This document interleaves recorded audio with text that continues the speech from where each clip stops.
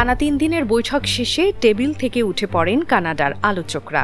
কারণ শেষ মুহূর্তে আমেরিকা এমন সব শর্ত জুড়ে দেয় যা মানা সম্ভব ছিল না। মধ্যরাত পেরোতেই কার্যকর হয়ে যায় আমেরিকার $25 বিলিয়ন কাছাকাছি মূল্যের কানাডীয় পণ্যের ওপর 50% শুল্ক। মজার বিষয় হলো, ঠিক কয়েকদিন আগেই পরিস্থিতি এমন ছিল না। সপ্তাহের শুরুতেই ট্রাম্প কার্নির সঙ্গে কথোপকথনকে খুবই ভালো বলে আখ্যা দিয়েছিলেন। এমনকি দাবি করেছিলেন প্রাথমিক একটা সমঝোতায় মার্কিন কৃষি পণ্যের ওপর কানাডীয় শুল্ক প্রায় শূন্যে নেমে আসবে। কিন্তু সপ্তাহ শেষ হতে না হতেই সে আশাবাদ ভেঙে চুরমার হয়ে যায়। কানাডার প্রধানমন্ত্রী মার্ক কার্নি পরদিন সাংবাদিকদের সামনে দাঁড়িয়ে একটাই কথা বলেন, আমরা আক্রান্ত হয়েছি। আক্রান্ত হলে সেটাই তো যুদ্ধ। কিন্তু কেন ভেঙে গেল এত কাছের দুই প্রতিবেশীর আলোচনা? কার্নির ভাষায়, শেষ মুহূর্তে আমেরিকা এমন শর্ত সামনে আনে যা অলাভজনক, অন্যায্য, যা কানাডার নিজের মতো করে বিশ্বের অন্য দেশের সঙ্গে বাণিজ্য চুক্তি করার ক্ষমতাকে খর্ব করে দিত। কার্নি নিজে বলেছেন, বিশ্বজুড়ে বিভিন্ন দেশ কানাডাকে পছন্দের অংশীদার মনে করে, কিন্তু আমেরিকা এমন ভাষা ব্যবহার করেছে যাতে কানাডার সেই স্বাধীন বাণিজ্যিক সম্পর্ক সীমিত হয়ে যায়। শুধু তাই না, মার্কিন আলোচকরা নাকি কানাডার ফরাসি ভাষী প্রদেশ কুইবেকের ভাষা আর সংস্কৃতি নিয়েও এমন ইঙ্গিত দেন যা কানাডা মেনে নিতে পারেনি। কার্নি নিজেই বলেন, ওরা অনেক বেশি চেয়েছে, দিতে চেয়েছে অনেক কম। পরিস্থিতি এতটাই বদলে যায় যে শেষ মুহূর্তের এই পরিবর্তনের কারণে কার্নি তার আলোচকদের ওয়াশিংটন থেকে সরাসরি অটোয়ায় ডেকে পাঠান। পাল্টা জবাবে ট্রাম্প তার ট্রুথ সোশ্যালে লেখেন, কানাডা রাজ্য না হয়ে রাজ্যের সুবিধা চায়। এটা নতুন কিছু না। এর আগেও ট্রাম্প কানাডাকে আমেরিকার 51তম রাজ্য বানানোর কথা বলেছেন। তার দাবি, কানাডা বছরের পর বছর মার্কিন কৃষকদের উপর অন্যায্য শুল্ক চাপিয়ে রেখেছে। আর নয়, আমেরিকার নতুন শুল্ক ছুঁয়ে যাচ্ছে 500রও বেশি ধরনের কানাডীয় পণ্য। ক্রাউন রয়্যাল হুইস্কি থেকে মলসন বিয়ার, অ্যালকোহল খাত পুরোটাই তালিকায় আছে। দুধ, ক্রিম, দুগ্ধজাত পণ্য, স্মার্টফোন থেকে ক্যামেরা, রাডার প্রযুক্তি, আইস হকির সরঞ্জাম যা কানাডার জাতীয় খেলারই অংশ, এমনকি বড়দিনের উপহার, খেলনা, গয়না পর্যন্ত। মজার বিষয় হলো, পনির কিন্তু এই তালিকায় নেই। অথচ ট্রাম্প বারবার বলে আসছেন মার্কিন পনিরের সঙ্গে কানাডা বৈষম্য করে। শুধু তাই না, বহু পণ্য যেগুলো আগের ইউএস মেক্সিকো কানাডা মুক্ত বাণিজ্য চুক্তির অধীনে সুরক্ষিত ছিল, সেগুলোও এবার শুল্কের আওতায় চলে এসেছে, যা পুরো চুক্তির ভবিষ্যৎ নিয়ে প্রশ্ন তুলে দিয়েছে। কার্নি ঘোষণা দিয়েছেন, আগামী 8 সেপ্টেম্বর থেকে ডলারে ডলারে পাল্টা শুল্ক বসাবে কানাডা। লক্ষ্য হবে মার্কিন ইস্পাত, দুগ্ধজাত পণ্য, গৃহস্থালী সরঞ্জাম, কৃষি যন্ত্রপাতি, কাগজ মণ্ড আর ইলেকট্রনিক্স খাত। মনে রাখা দরকার, এই দুই দেশের বাণিজ্য বিরোধ আজকের ঘটনা নয়। 1.5 বছর আগে 2025 সালের ফেব্রুয়ারিতেই এই লড়াইয়ের সূচনা। মাঝে কয়েকবার সম্পর্ক শীতল হয়েছে, আবার কিছুটা গলেছেও। এমনকি এই বছরের অগাস্টে কানাডা ইউএসএমসিএ সম্মত পণ্যের উপর নিজের পাল্টা শুল্ক তুলেও নিয়েছিল সমঝোতার আশায়। কিন্তু এবারের সংঘাত আগের যে কোনো দফার চেয়ে অনেক বেশি তীব্র। আরেকটা বিষয় লক্ষণীয়, এবারের শুল্কের ধাক্কা লেগেছে এমন এক জোটের গায়েও যারা সাধারণত রাজনৈতিকভাবে বেশ প্রভাবশালী।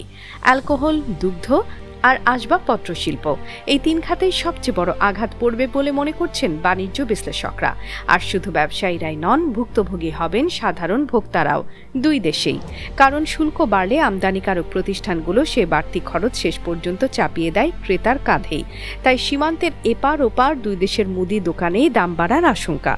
এখন প্রশ্ন হলো, এই লড়াইয়ে কার ক্ষতি বেশি? কানাডার অর্থনীতিবিদরা সরাসরি সতর্ক করছেন। ক্যালগারি থেকে বিশ্লেষকদের ভাষ্য পরিষ্কার, খরচ বাড়বে, দাম বাড়বে, বেকারত্ব বাড়বে। এমনকি ছোট মাঝারি ব্যবসার একটি অংশ দেউলিয়া হয়ে যাওয়ার আশঙ্কাও করা হচ্ছে। ম্যাকগিল বিশ্ববিদ্যালয়ের এক বাণিজ্য বিশেষজ্ঞের ভাষায়, কার্যত শত শত কানাডীয় পণ্য এখন মার্কিন বাজার থেকে ছিটকে পড়বে। তবে সামগ্রিক চিত্রটা অতটাও ভয়াবহ না বলছেন কেউ কেউ। কারণ কানাডার মোট রপ্তানির মাত্র 5% এই শুল্কে সরাসরি ক্ষতিগ্রস্ত হচ্ছে। কিন্তু সমস্যা হলো, কানাডার মোট রপ্তানির প্রায় 73% যায় আমেরিকায়, যার পরিমাণ গত বছর ছিল $409 বিলিয়ন। বাকিটা যুক্তরাজ্য আর চীনের মতো বাজারে ছড়িয়ে থাকলেও আমেরিকার উপর কানাডার নির্ভরতা এখনও প্রকাণ্ড। আমেরিকার দিকটাও যে খুব নিরাপদ তা না। যুক্তরাষ্ট্রের শীর্ষ 200 কর্পোরেট প্রধান নির্বাহীদের সংগঠন বিজনেস রাউন্ড টেবল সরাসরি সতর্ক করেছে, এই শুল্ক আমেরিকান ব্যবসা আর পরিবারগুলোর জন্যই খরচ বাড়িয়ে দেবে। এবং দুই সরকারকেই আবার আলোচনার টেবিলে ফেরার আহ্বান জানিয়েছে তারা। বাণিজ্য বিশ্লেষকদের মতে ট্রাম্পের এই ঢালাও শুল্ক নীতি প্রতিশ্রুতি অনুযায়ী বাণিজ্য বা বিনিয়োগ কোনোটাই বাড়াতে পারেনি। আর আসন্ন নভেম্বরের মধ্যবর্তী নির্বাচনের আগে রিপাবলিকান পার্টির জন্য এটা রাজনৈতিক মাথাব্যথা হয়ে দাঁড়াচ্ছে বলেই মনে করছেন তারা। আর কার্নি নিজে এই সংকটকে দেখছেন ভিন্নভাবে। তিনি সারা বিশ্ব ঘুরে বেড়াচ্ছেন, এশিয়া, ইউরোপ নতুন বাণিজ্যিক সম্পর্ক গড়ার চেষ্টায়, যাতে আমেরিকার উপর কানাডার চিরাচরিত নির্ভরতা কমানো যায়।